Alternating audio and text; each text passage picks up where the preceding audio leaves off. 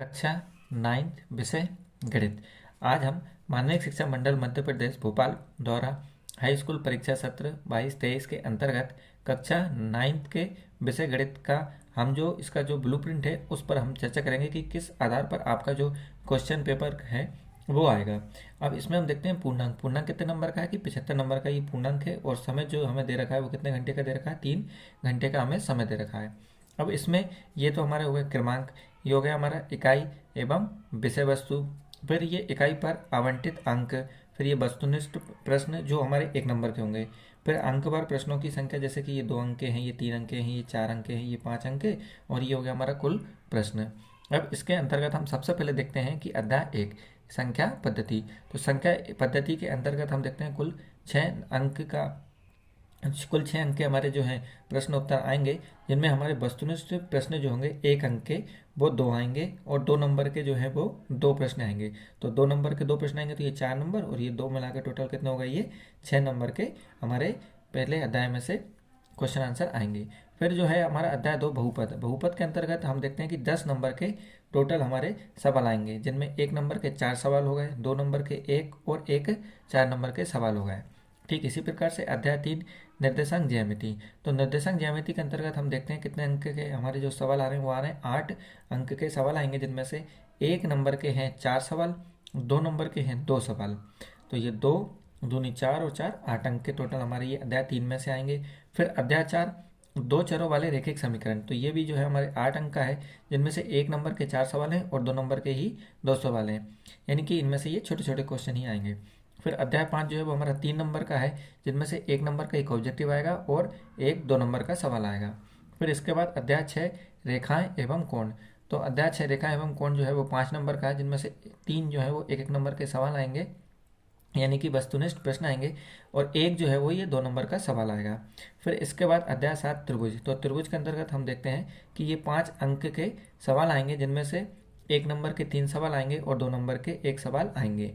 फिर अध्याय 8 चतुर्भुज। चतुर्भुज में हम देखते हैं ये टोटल कितने नंबर का है, 7 नंबर का है, जिनमें से 1 नंबर के 2 सवाल हैं, 2 नंबर के 1 हैं और 3 नंबर के भी 1 सवाल हैं। तो इस तरह से ये अध्याय 8 हो गया। फिर अध्याय 10 व्रत। अब व्रत में हम देखेंगे कि इसमें टोटल 6 नंबर के सवाल आएंगे, जिनमें से 1 नंबर के 2 हैं और एक जो है वो 4 नंबर का सवाल है, यानी कि इसमें जो है एक बड़ी प्रमेय आ जाएगी 4 नंबर में, और बाकी ये 2 ऑब्जेक्टिव के सवाल हो जाएंगे। इसके बाद अध्याय 12 हीरोन का सूत्र।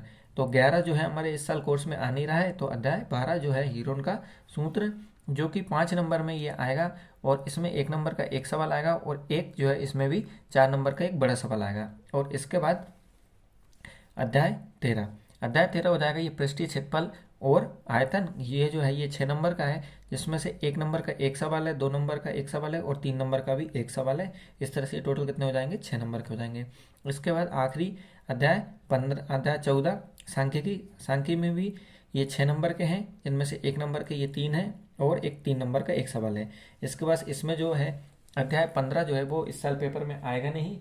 और अब हम देखेंगे कि जो सिलेबस हमारा कम हो गया है, हमारा जो सिलेबस है अध्याय के हिसाब से, जैसे कि अध्याय 4 है, अध्याय 7 है, ये अध्याय 9 है, अध्याय 11 है, अध्याय 12 है और अध्याय 13 है, और आखिर में है ये जो अध्याय 15 है। तो अध्याय 15 जो है ये पूरा का पूरा नहीं आने वाला है, ये संपूर्ण अध्याय है।